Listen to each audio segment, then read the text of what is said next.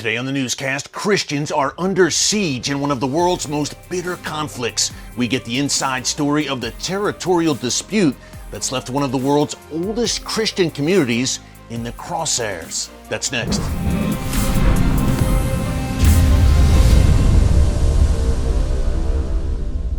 Hey folks, Eric Stakelbeck here. Welcome to the Watchman Newscast. It's considered by many to be the world's oldest Christian nation, with its embrace of the faith dating back over 1,700 years.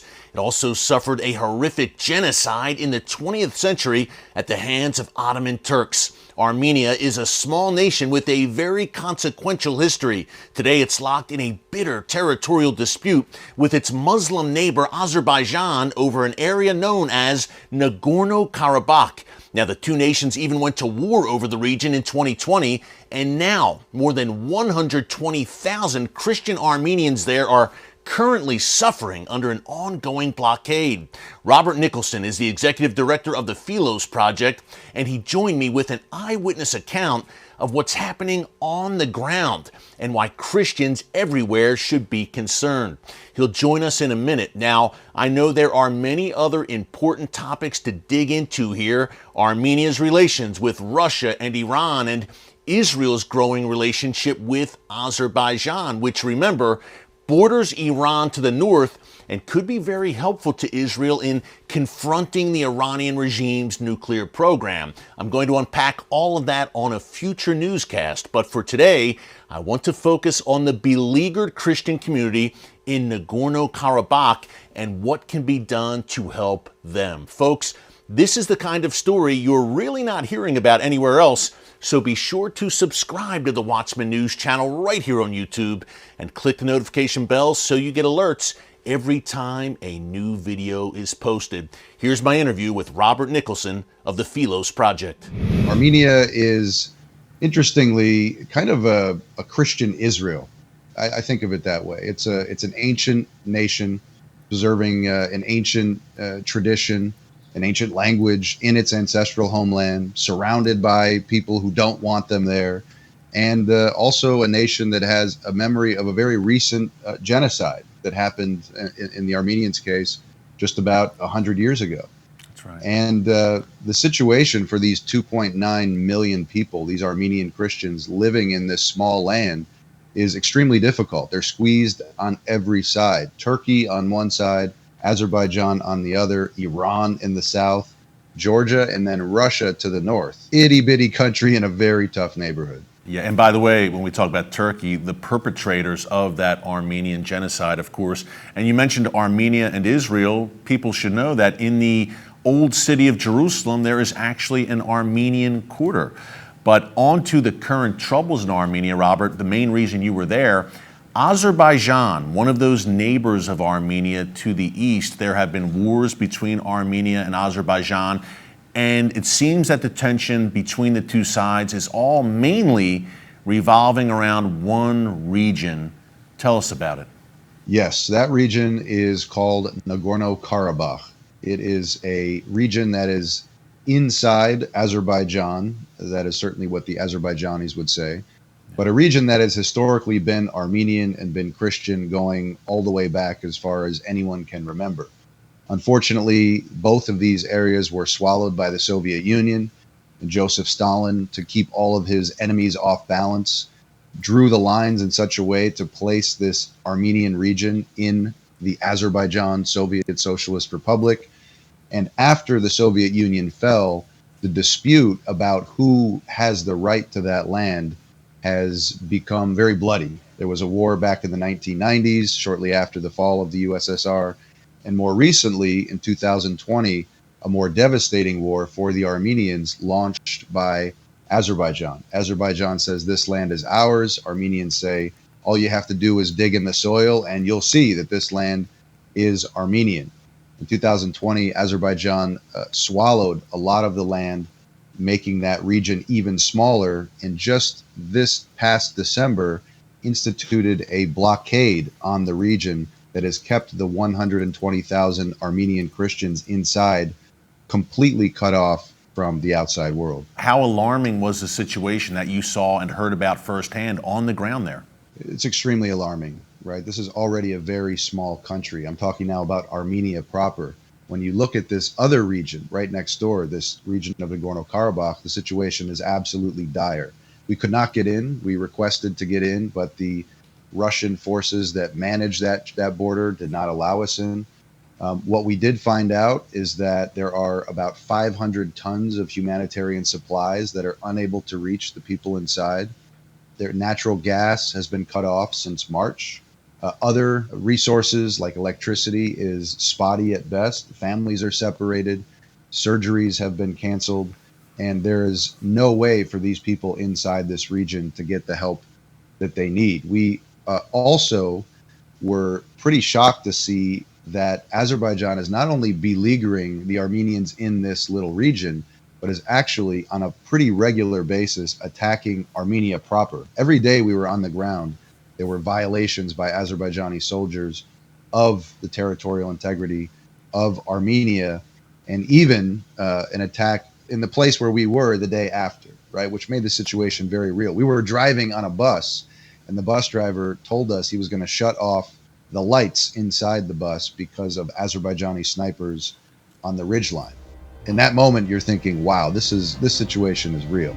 So we've got 120,000 followers of Jesus, essentially trapped in Nagorno-Karabakh, surrounded by Azerbaijani forces, beleaguered. And we've got just, in general, Christians in Armenia certainly feeling the heat, to say the least. What's the end game here? What's Azerbaijan's ultimate goal? And Robert, more broadly, why should Christians here in America, why should they care about what's happening in Armenia right now? Azerbaijan and Turkey see themselves as brothers, right? They're sort of two states, one people, and they say that pretty frequently.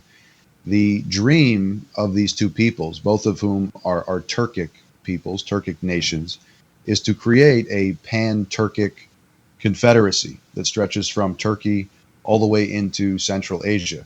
There also is, importantly, an Islamic dimension to that pan-Turkic union. The only thing that's getting in the way of that grand dream is this tiny Christian nation of Armenia. And these two countries, Turkey and Azerbaijan, are doing everything in their power to squeeze those Christians, to force them out, to cleanse the land in such a way that they can, bring it into their domain.